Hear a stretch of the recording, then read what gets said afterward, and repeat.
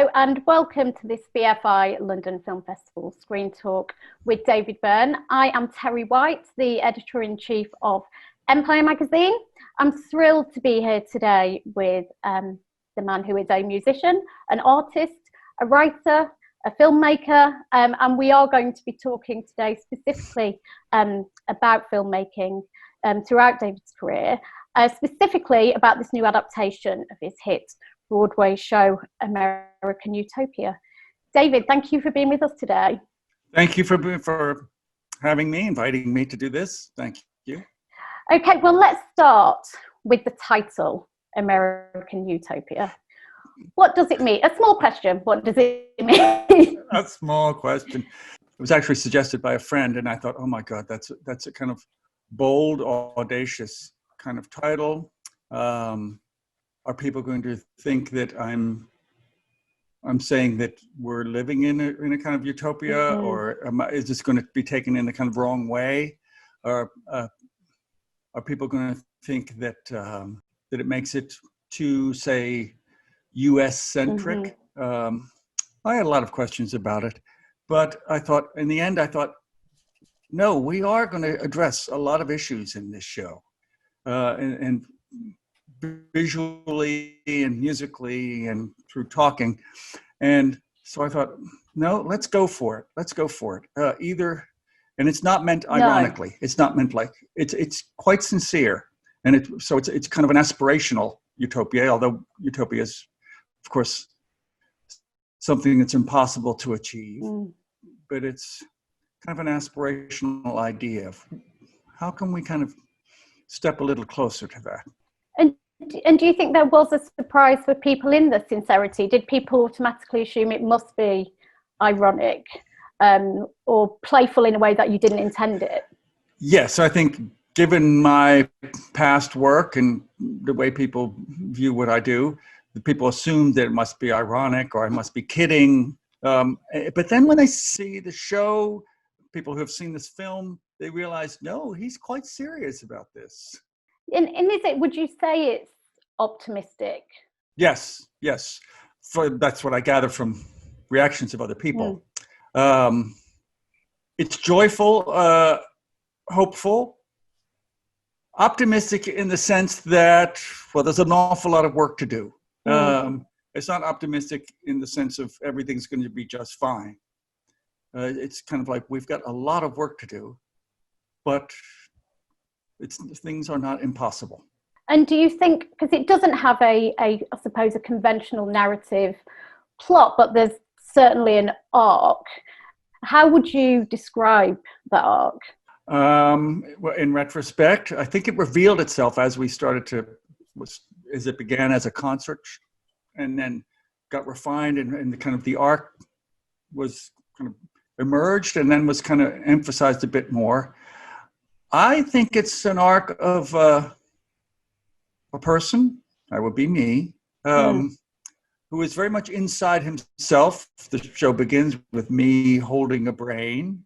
And then this person kind of emerges outside of himself and kind of finds himself a little community of people that help him psychologically and physically and all this kind of thing. And then the audience sees everybody working together. And then that community begins to engage with the larger world. So it's these stages of a person's journey. And I hope it's not, I use myself in some ways as an example, but I don't think it's unique to me. No, and obviously none of us could have foreseen the global pandemic this year. Do you think there's some kind of parity in that journey? Because I feel like as society, possibly the world is going through a journey from potentially I to we. Exactly. And I think, yes, it's been said before, the pandemic has kind of pulled back the curtain and revealed a lot of things that have been festering for a long time and need attention. And if we're lucky, maybe they'll get that attention now. And do you think we're also looking at how we're connected? Because the show and now the film, it is about connections and our strength together. But obviously we're having to rethink how we connect. You know, I'm talking to you now over the internet. We're not in a room together as we would be normally. Do you think there's that element to it as well, looking at the way we connect with each other throughout society? Yeah, the audience witnesses that with the various band members, how everyone kind of works together and everyone gets to be a star at various points. It's not always a strict hierarchy. There's everyone is needed. And we've seen that with the pandemic, that there's been this real struggle, especially in the United States, a real struggle between kind of the idea of the individual versus the collective. And do we can we actually do better as a whole if we work together, or do we stand our ground and say, oh no, it's my way or the highway? I know where I stand on that, but it's a moment where kind of that kind of issue is coming to the fore. And I don't think it's an accident that at least here, that Black Lives Matter and the attention that's being given to those issues is happening at the same time. And just talking a little bit about, you mentioned the other band members. So you're on stage with 11 other musicians. Is that right? Is it 11? Yes. Yep. It's 11. I make an even dozen. And how is it? And it isn't. You've talked a little bit before about how it's untethered, and obviously there's constant kind of movement. Can you talk about why that framework works so well for this idea? Well, it all just emerged bit by bit.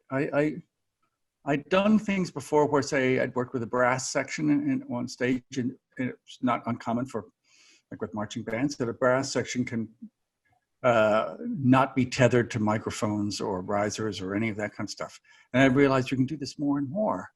And I thought, could I do it with the entire band? Could I kind of liberate the drummer?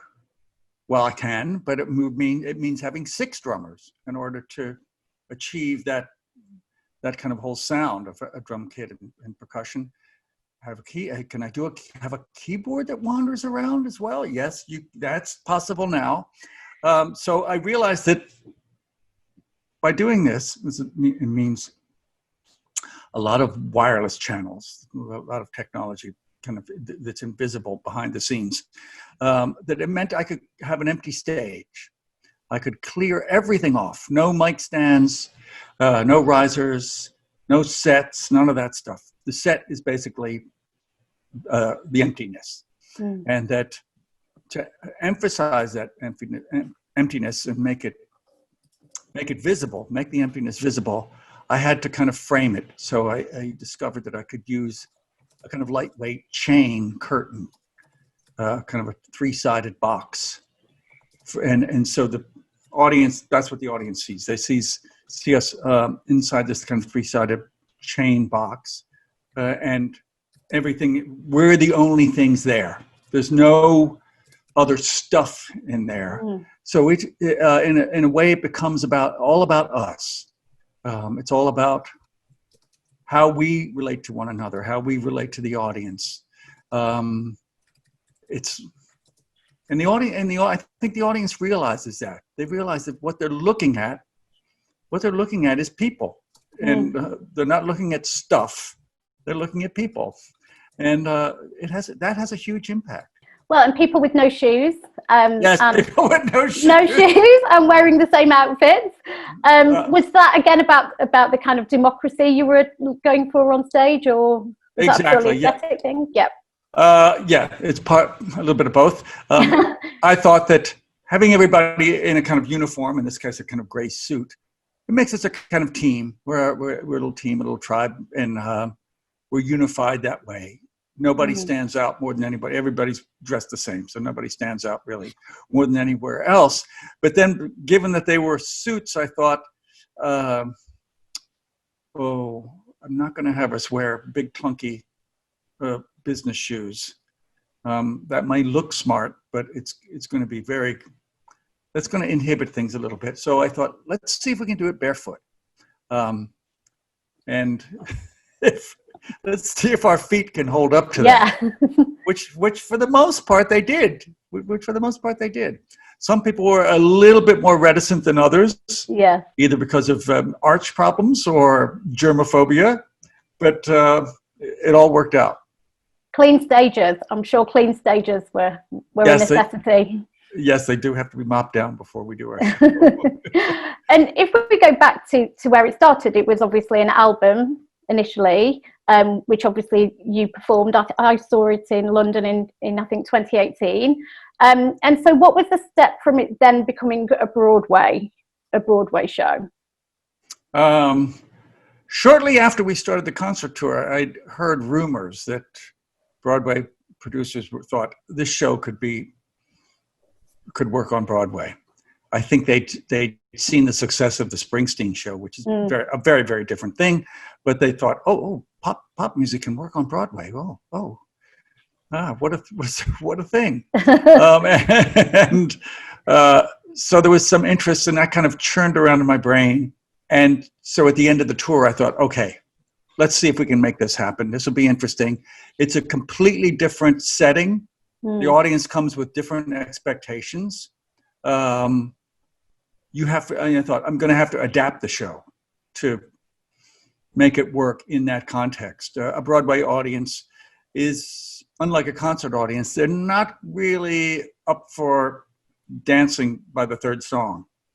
They want a little bit more. They've got some nice comfy seats. Yeah. And they want to take it in, understand what it's about, decide whether they like it or not, before they're willing to kind of give it up and can start dancing, which they do. But so I realized that rather than being a liability, this becomes an opportunity. It means that I can kind of talk with them more. I can kind of gradually introduce what the show's made of step by step, and I can kind of emphasize that arc a bit more than I could in a concert where the audience really, it's like, get us up and moving as fast as you can. Yeah. And how did you choose the songs from throughout your career to put in the show? How did they work with the arc? Well, I knew that I would pretty much obliged to put in a few quite popular numbers, but luckily I have maybe enough of those so I could kind of cherry pick them and so that it kind of fit the arc. So I could kind of start with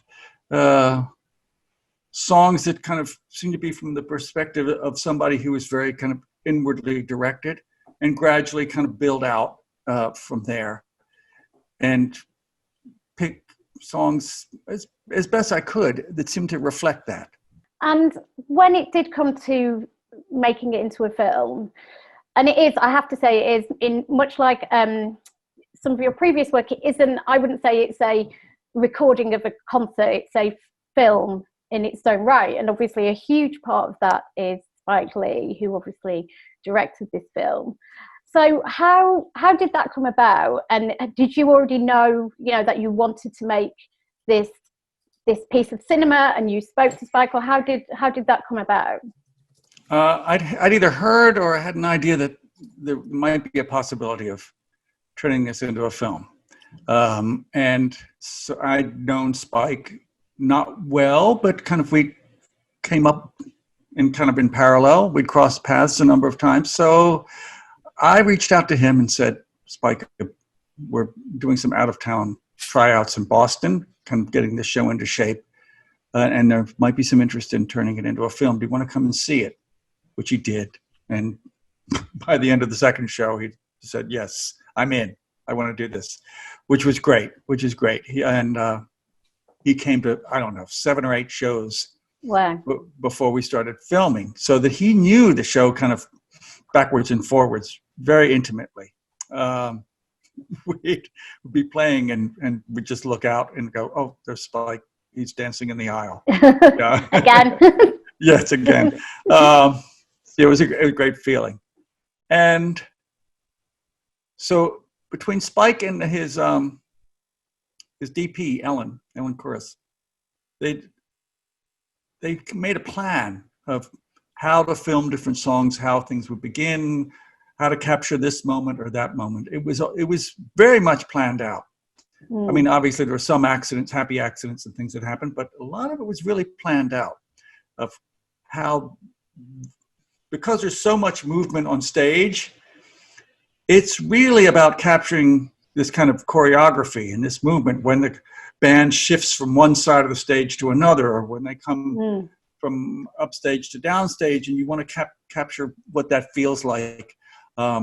It's not a bunch of static players kind of standing and shaking a bit and playing their instruments. So it's an awful lot of things going on. I mean, was it storyboarded? Was it kind of planned to that degree? Not to that degree. It wasn't storyboarded, but it was kind of, I guess you could say, conceptually storyboarded, where it would say, oh, this moment in this song, we're going to catch this with this camera. This moment, we're going to do this, we're going to do it this way and that. And so it was, yeah, very, very much planned out that way, but not quite storyboarded.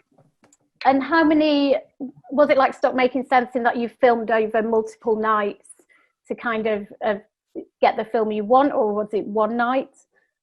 Yeah, there was multiple nights. There was, I seem to recall, two separate shows, and then sort of pickup shots, like half a show to get shots where we could have the cameras on stage, where we wouldn't do that during one of the other shows because we would have a live audience and we didn't want to see all these camera people wandering around. And how kind of close to the line did you get with lockdown? Was it, because I was thinking the timing, it must have been quite close to lockdown? It was pretty close. It was pretty close. I don't know, it might have been 3 weeks between when we filmed, then the show, basically, it was scheduled to close, or at least go on hiatus for a while, which we did. And then we did a television program here, and then the lockdown happened right after that. We were very, very lucky. We managed to get all this in the can before that happened. And did your collaboration with Spike kind of continue in the edit? How involved were you kind of post-production? Spike invited me to come see edits and sound mix and this and that and the other. He was very generous that way. But I was, for the most part, very happy with what he and the editor, Adam, did. And so I mean, at some point, I remember when they started editing, I asked Spike, let me know if you think maybe a song should be cut, if you should maybe change the order, which you can do. You have the luxury of doing that. He didn't. He said, no, you've got something that works. We're going to try and make this work too. And obviously we've talked about kind of connections and individualism, but there is also obviously a resonance in terms of you cover a Janelle Monáe song, and famously there are names called out during that song. It's the names of people of colour who were killed by the authorities. Can you talk about why you kind of wanted that in there, and how Janelle Monáe felt about you doing that song? This is a song that comes right almost at the end of the show. And as I said, because there's this kind of arc, and this is very much kind of civic engagement with the larger world and with various issues from the community that the band represents. And I'd often in my shows done a kind of lighthearted cover version at the end, just so the audience could kind of let off steam and have fun.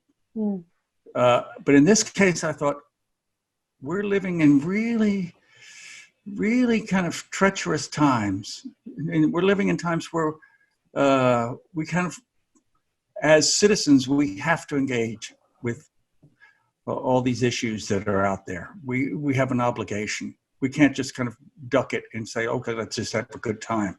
We will have a good time. We do have a good time, but at the same time, part of that is this kind of civic engagement. And I'd heard this song that she had done with some collaborators, and I found it incredibly moving. It's not didactic kind of protest song. It pretty much just names the people who've been murdered and asks you to remember them. Remember these lives that have been taken, that each person has a name. So I thought, can I do this? Could I do that song? And so I wrote to her. I happened to have her email and said, what do you think of a, kind of elderly white man doing this particular song? She loved the idea. So I thought, okay, we're going to go ahead and do this. And Spike, for the filming, reached out to families of these people who'd been killed, whether it was wives or mothers or other family members, and they became part of it as well. And you're talking about this civic engagement. Do you think the arts, as well as being a mirror in times of great kind of unrest or global crisis, or however you want to phrase it, do you think there's a responsibility for the arts to engage? Yes, I think there's a responsibility for the arts to reflect the times that we live in, the world that we live in, to be a mirror that we can look at and see ourselves. I think the arts can be less than successful when they try to be didactic, when they try and preach and try and tell us how to think about things. But the arts are very good about opening us up to kind of the possibility of different ways of thinking, the possibility of looking at ourselves in a different way. And so it can affect change in that way. I've often asked myself, well, I'm not able to write a song about kind of specific policies or about alternative energy or whatever. That'd be a little hard to do. And would you say you've avoided being, I suppose, is political the right word, previously in your work? Maybe I don't think I've ever done it as directly as I have here. But at the same time, I think someone else said this, that every kind of act like this, any kind of public act like this is political in some way. Sometimes it's political in that just what you present to people, even if you're not making a kind of didactic, dogmatic point, how you present yourself and how you present the group and everything like that, that sometimes makes the political statement. And obviously, people talk about Stop Making Sense as the great concert film, I suppose it's often called. And is it true that Spike and Jonathan Demme were friends? Yes, Spike and Jonathan were friends. There was a point during the filming on this film where Spike looked up at the ceiling while he was out there in the audience and said, Jonathan, how we doing? How we doing here? Yeah. I mean, it must have been in your head during the kind of making of American Utopia, only in the sense, I suppose, that it raised the bar so much and is so beloved. Oh yeah. I'm aware of that kind of thing, that there might be comparisons, but you can't let that hold you back. You can't be afraid to do something because it's going to be compared to something good that you've done in the past. The response to the concert tour and the Broadway show was very, very good, and it implied that I'd somehow made in the way that concert, that show, that film was a kind of breakthrough in how to present music. The sense that I got was that people felt like, well, he's kind of done it again. Here's another way of doing this. Yeah, it felt like a continuation to me yes. of the conversation you began before. And so let's go back and let's talk about Stop Making Sense. So how did you first meet Jonathan? Where did your relationship begin? I met him through a friend of a friend. I was thinking, oh, this show that I was doing, the Talking Heads were doing, I thought it's kind of cinematic. It has it has a beginning and a middle and an end, and it changes throughout. And so I started thinking, oh, if I could find a director who might want to shoot this, then I might be able to find the money for it somehow. And a friend of a friend, as often happens, connected me with Jonathan, came to the show, and yes, said, although he had a lot of other things going on, said, yes, I want to do this. Yeah. And why did you particularly why did Jonathan appeal specifically as a filmmaker? This was, for put it in perspective, this is well before, say, Silence of the Lambs or Philadelphia or some of his kind of more well-known films. And I'd seen his early films and really loved them. And what I felt was that you really feel an empathy for all the different characters that are in his films. Some of them are kind of eccentric. Not everybody's a good guy, but you really feel an empathy for all of them. And I thought, this is something that he's going to bring to the filming of this show. He's going to see this as kind of an ensemble film or ensemble theater piece or whatever. And which is what he did, which is kind of not the biggest tool in my toolbox. But it was something that Jonathan does kind of second nature. And I thought that's what made that film work as well as it did. That all the band members, you got to know them all. You got to see how they reacted with one another. And so they were all like characters in a film. Yeah. And when you were kind of talking to him about the film, because it is unlike any film of that type had been before, did the two of you kind of come up with a shorthand for having the same vision for Stop Making Sense, and why it would be so different to any other kind of concert film? Wow. For the filming,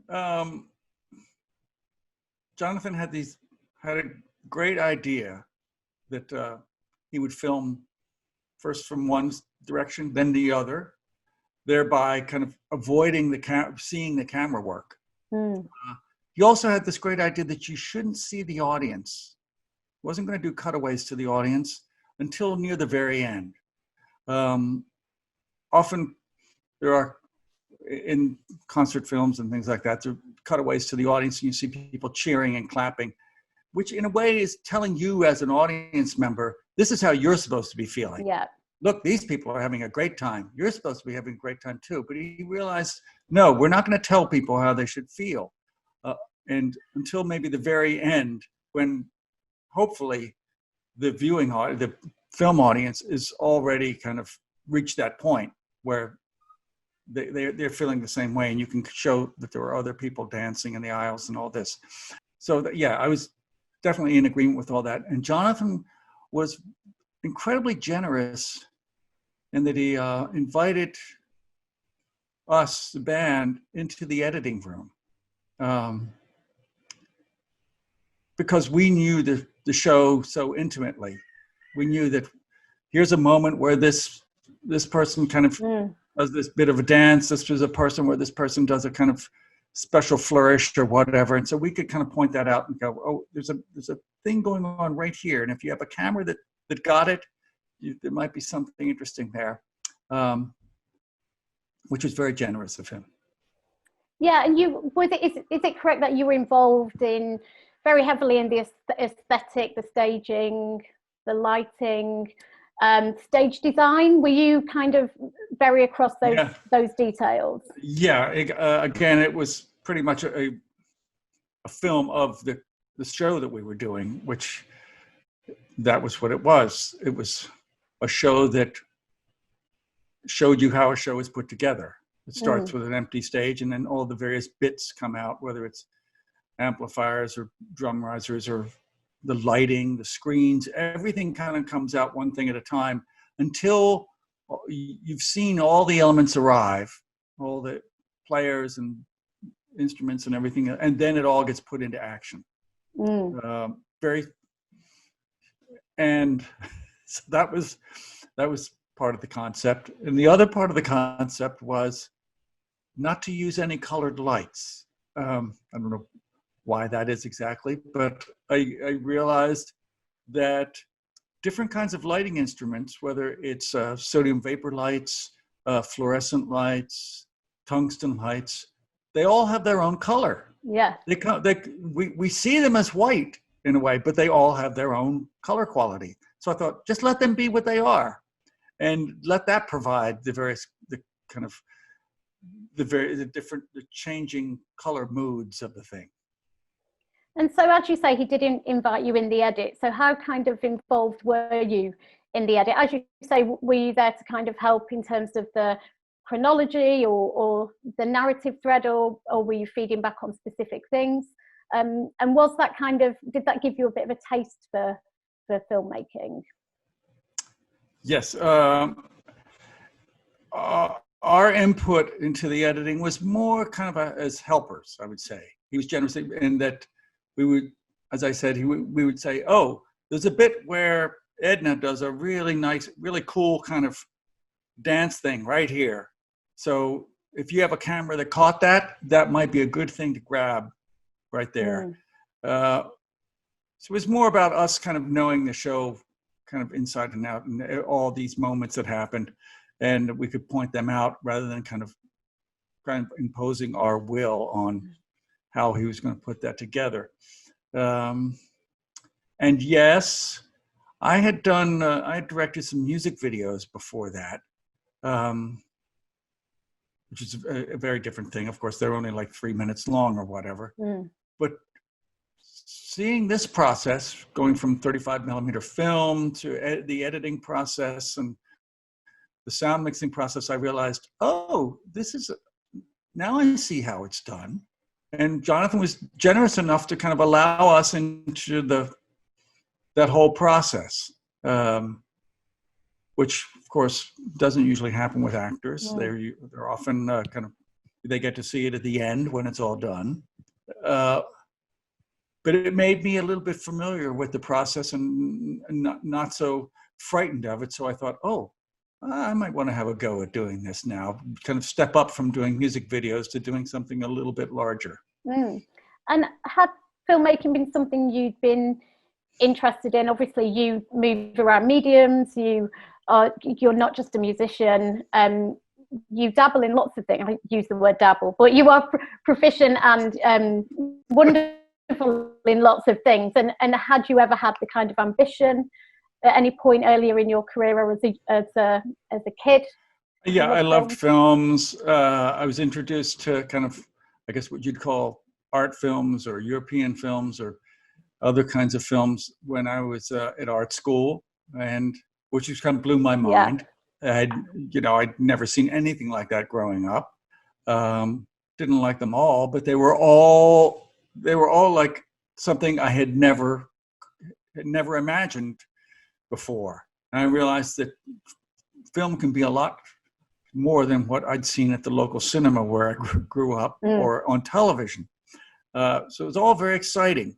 And I could see that this could all feed into things. It was like hearing rock and roll or whatever for the first time. It was like, oh, a world has opened up here. And you start to get to a little taste of it when you're working on music videos in that way. Of course, music videos are kind of famous for borrowing a lot of things like that. And yes, so I thought, oh, yes, I'd love to do this. I wonder if I could do something. And I had an idea of, I wonder if I could do something that kind of integrated music into it, but in a different kind of way. And it told a story, kind of musical story in a different kind of way. So I started thinking about making a fiction film. I approached one of the films I loved was Robert Altman's film Nashville, and I loved it as a film. But I also was kind of excited by the idea that it was a film that didn't have a conventional narrative structure. It had a thread. It was leading to this event that was going to happen, but it didn't have the kind of conventional kind of 3-act structure and tension between the characters that would normally happen. So I got in touch with Joan Tewksbury, who wrote the script for that, for Nashville and other films. And I thought, I asked her if we could work together on something, and she said no, but which is fine. But I'll help you out. Here's some people you should meet. There's some people in Texas that you should meet. And she talked to me about how she was working on films like that, how she was thinking about how the emotion from one scene kind of bridges into the next scene, even though it's a different place and with different characters. And I thought, okay, I don't quite understand it, but I think I get a little bit of an idea of how that can work. And this is True Stories, right? Yes, which we are going to go into in great detail. But I'm interested in you're talking about this kind of epiphany, I suppose, where you discovered a whole new kind of cinema. And can you remember, were there any particular films or filmmakers, Robert Altman aside, who really can you remember that moment when you thought, oh yeah, this isn't my local cinema, this is a different language? Oh, there was so much. There was some, of course, this would have been early 70s, just to put a time frame in it. So there was kind of like the Bergman films, there was Fellini films that were coming out then, there was Japanese films, Seven Samurai, this kind of thing. There was kind of more kind of experimental art films, where it might be like Jordan Belson, I think is the name of one of those filmmakers, of just very abstract stuff. Maya Deren. There was a whole Jonas Mekas, Andy Warhol, all these. There was this whole world of different approaches to film. And not that I kind of thought, oh, I want to do that, I want to do that. Some of them were just like, oh, that's a possibility, but that's not for me. Yes, so there was Godard, Truffaut, there was so many. And yes, you realized, oh, there's a lot that's been going on that I had no idea. And did that kind of transform your wider cultural landscape? And did it then influence kind of your music? And presumably that shifted, not just your view of cinema, but potentially your view of art and the arts generally. Yes. You realize that this is another kind of medium, and with the kind of opening up of music videos, whenever that was, late 70s, maybe mid to late 70s. Well, maybe it was a little later than that. You realize that here was a format that they were going to let almost anybody who could put something together that would last 3 minutes and have the music in it, they were going to start to put it on the network. They would start to, broadcast it. It didn't have a large audience at first, but you realize that this was a kind of a wide open area. There weren't a lot of gatekeepers because they needed content badly. And so that was a real opportunity, and it worked. And I remember that from my point of view, one of the early Talking Heads singles, Once in a Lifetime, it kind of broke through MTV as a music video, being not just being played on that channel, but they would play the videos in bars or music clubs or whatever.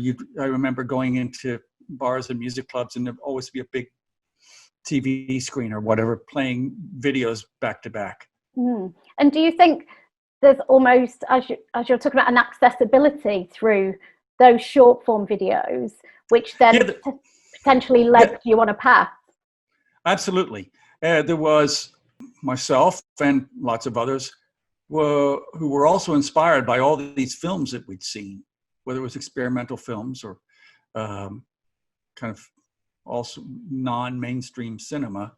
We're kind of incorporating those ideas in sometimes just in a kind of grab bag kind of way, but sometimes coming up with something quite new, sometimes coming up with a new kind of sensibility inspired by these things. There's an artist who did films, Bruce Conner, whose kind of experimental films using found footage were very influential to a lot of people. But that once you found that you could kind of do this, and that it wasn't on that small scale, that you could do stuff and kind of play with things and put it out there, and then do another one. It was very exciting. It made you kind of want to say, well, now can I scale this up a little bit? Yeah, and was that, you were an accomplished musician and artist, but was there a part of you that felt like it was still a closed off world when it comes to cinema? When you have the idea for your first feature, as you say, that's quite a different thing. Did you get the sense that you were trying to break into something? A little bit, yes, a little bit. But a lot of the people around me were very supportive. I worked with the cameraman, Ed Lockman, who had worked with film vendors and a lot of other people, and who was very supportive, very open to the director, that would be me, to kind of become the peculiar ideas I might have about how to film things. There'd be some resistance. There'd be some people who go, oh, that's not the way you do that. And sometimes they were right. And sometimes I think they were not right. Sometimes they were just doing it the way it had always been done. But I was very lucky. At that time, Talking Heads had some successful songs at a certain level. And so that gave me access to, well, money and an audience that I wouldn't have had earlier, and probably didn't have later for a while either. And as you say, coming from outside the film world, not having been to film school, or do you think that actually freed you up to think about your first feature in a different way, because the rules weren't there? You weren't aware of the rules that everybody else may be kind of following. There's a bit of that. Of the rules are there to be broken, or being naive gives you you have this sense of, oh, I didn't know what the rules were, so I that's why I made something different. But I was also doing my very best to try to learn how things worked. I'm in my office now. I have books about editing and books about all that I loved. I just loved seeing how scenes from kind of well-known films could be broken down, of how they were cut together, how the kind of storyboarding was done, and all these kinds of things. So I did a lot of storyboarding. I did try to educate, although I didn't go to film school. I was quite serious about trying to learn the craft, sometimes by doing with music videos. And so let's talk about your idea for True Stories. So it came from tabloid stories, but I was actually reading that it began with images that you put on your walls. Exactly. It's I'd worked with a theater director, Robert Wilson, whose productions are very, very visual. They're kind of gorgeous. And having worked with him, I realized that he starts by collecting images. He kind of thinks about, what kind of world are we going to talk about? What are the characters? What are the people in it? And he just kind of starts filling these walls with all sorts of pictures that might reference that, or might be inspirational to that, or might serve as an inspiration. And I thought, oh, I get that. So I started the same way. Just either drawings that I'd done or pictures that I'd pull out of magazines or books or whatever, and I'd pin those to the wall of my house. And then I realized that I wanted to find a thread that would tie all these things together, that they had and so I was amused and fascinated by these eccentric stories, eccentric characters that had been written about in these tabloid newspapers. A man who kind of advertised for a wife and put up a sign in his yard looking for a wife. I didn't check to see how true these stories were. Of course, they were reported as fact, but you know, those tabloids, well, take it with a little kind of grain of salt. But I thought, I'm going to act as if they're all real. And so those, and let's see if those could be the characters, and then how can we kind of tie them all together? And what images were you pulling out? Was there anything you discovered that was kind of thematic about the images? I love the idea of, I'd gone on location scouting, recce, to Texas with some friends and writers. And I love the idea of this kind of flat landscape, often with no trees in it, and maybe just a house or a kind of warehouse church or whatever, stuck in the middle of a flat field or something. I thought, that is so amazing. There's something very special about that. So I started doing drawings, collecting pictures that I'd taken of those things. I remember a drawing of an overhead shot of a woman sleeping in bed, having a kind of talking in her sleep, and that never made it to the film. But yes, and there was lots of things. Or I think I have one still stuck on my wall now of there was a woman who was obsessed with her genealogy, and so in one room of her house was just completely filled with family pictures. And this was a real thing. This was not a tabloid one. That happened to be a real picture that I'd seen. And I was also inspired by a lot of the kind of emerging color photographers, whether it was Bill Eggleston or Joel Sternfeld, or different people whose work was kind of becoming more visible as color photography in the kind of art world, let's say, was becoming more accepted. And so from this idea, how did you develop the kind of narrative through line, I suppose, which would be the celebration of specialness and your narrator, right? That's the kind of cohesiveness. Yeah, that word? Cohesion. I didn't want to be the narrator, but oh gosh, it sort of fell to me to do it. There was a kind of well-known weatherman that I tried to persuade the film producers. I think, could we get this weather guy? He just looks like an everyman. He would be good. But no, it fell to me. So why did you not want to do it? Well, I didn't want it to be about me, and I also didn't feel like my acting. I'm not an actor. But I guess I had a peculiar point of view of my own, that some of that maybe helped a little bit. Jonathan Demme, again, was very helpful, and he said, if you don't have a conventional narrative, you need what he referred to as a clock, which is kind of what Nashville had, the movie Nashville.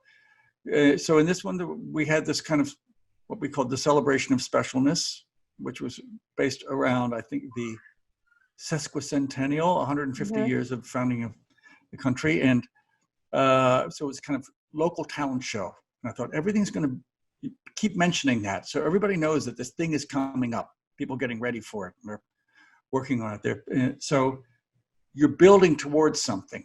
So, okay, so that's useful. And then I worked with some writers, Stephen Tobolowsky and Beth Henley, to kind of begin to construct a kind of narrative between the various characters and how they might interact with one another and how they might cross paths.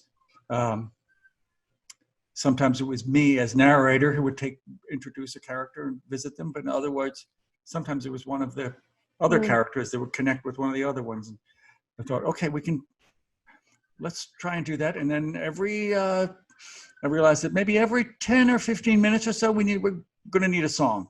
So it's going to be a musical. So we're going to need a song. So I wrote a bunch of songs based on these characters or based on the situations that were emerging. And I tried to write them in some ways representing all the different musical styles that you could hear in Texas. And so was it really the three of you who wrote the script? Were you very heavily involved in the writing of it? Oh gosh, yeah. They did a draft, and then I kind of tore it to pieces and kept parts of it. But we all stayed friends. It was.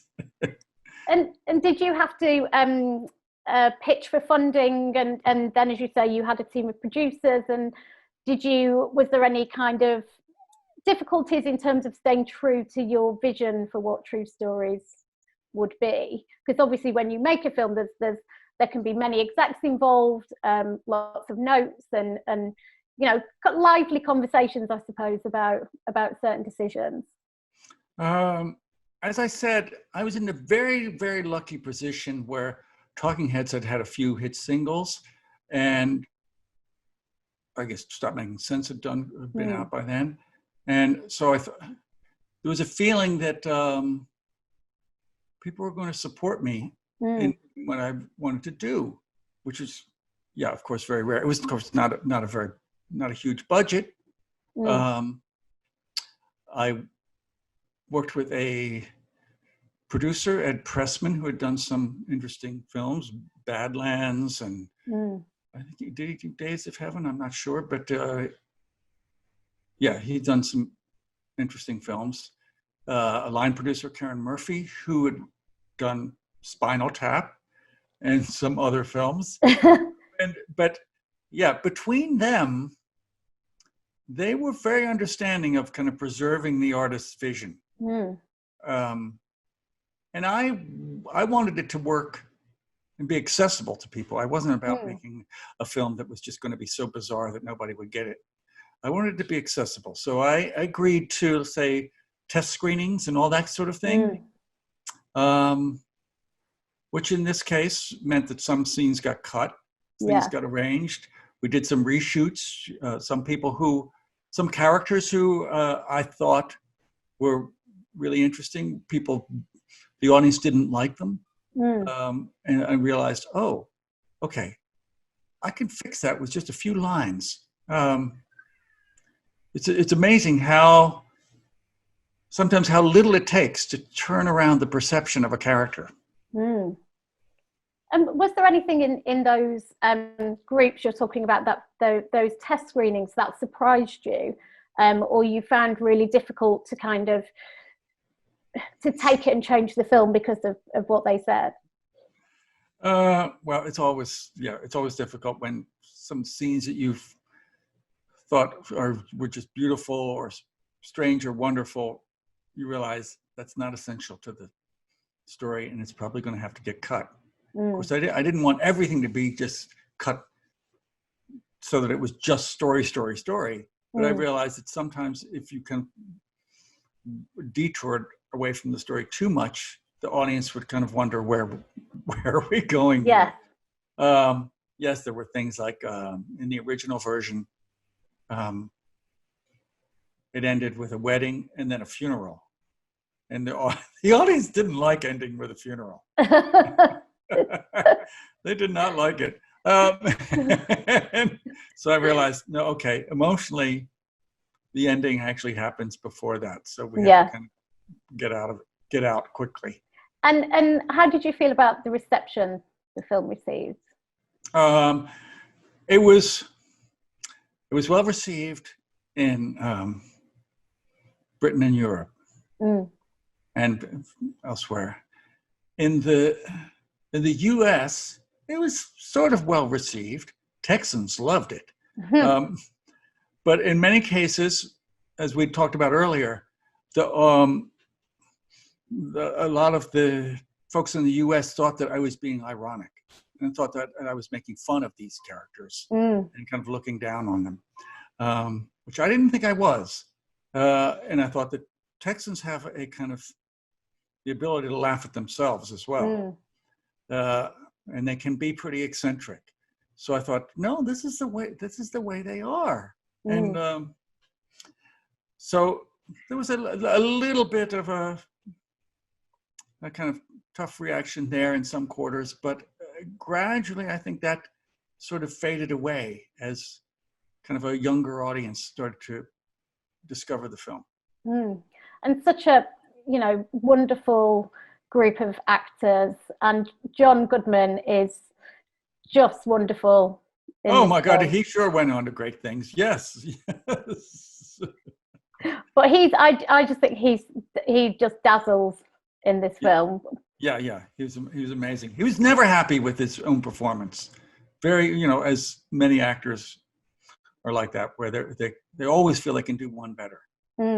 But he did incredible. Yeah. And so you have made other documentaries, I think 2.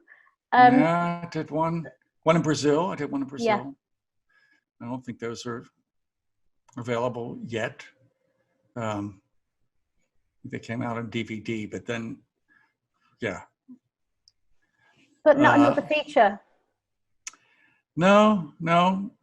I've had ideas that didn't pan out, but you never know. It seems like it's in a way easier to do maybe now to actually make a feature. Technically, I mean, you don't need big 35mm cameras, and you can kind of do a lot of editing on your home computer and this kind of thing, which you couldn't do before. So that's a huge difference. But then getting that scene, it's sometimes getting it, even just the limited budget that might need for that, it can be tough, but I'm not complaining. I think I tried, and I may try again. I didn't succeed, but I had other things I could do. Yeah. So no, it's not like you've been sat around, is it? It's yeah. It's not like I was I just faded away into nothing. I thought, no. Okay, I'm not having any luck here. I'll write an album and kind of do some shows.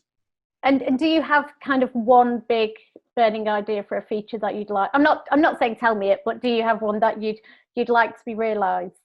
Yes, I do. I can't figure out the third act though. But yeah. Well, that could be exciting. And let's end. It's been so lovely to talk to you, but let's end on reasons to be cheerful, because I think this is a really fascinating project. Thank you for asking. That's very nice.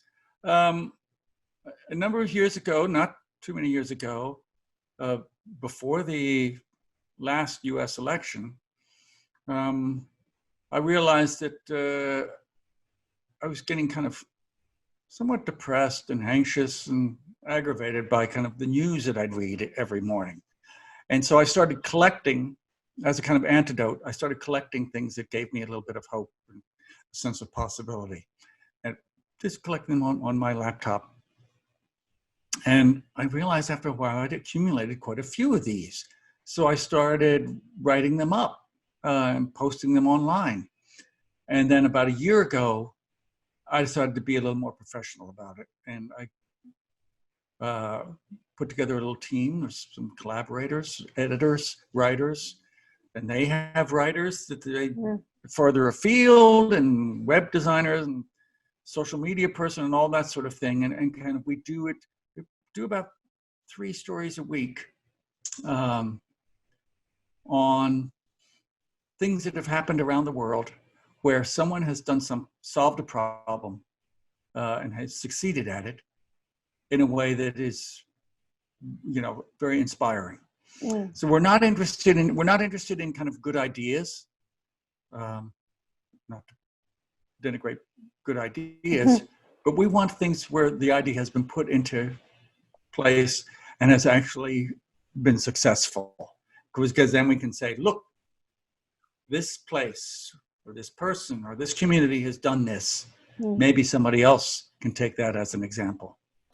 Well, thank you so much for such a lovely hour of conversation. Thank you. And thank you for American Utopia.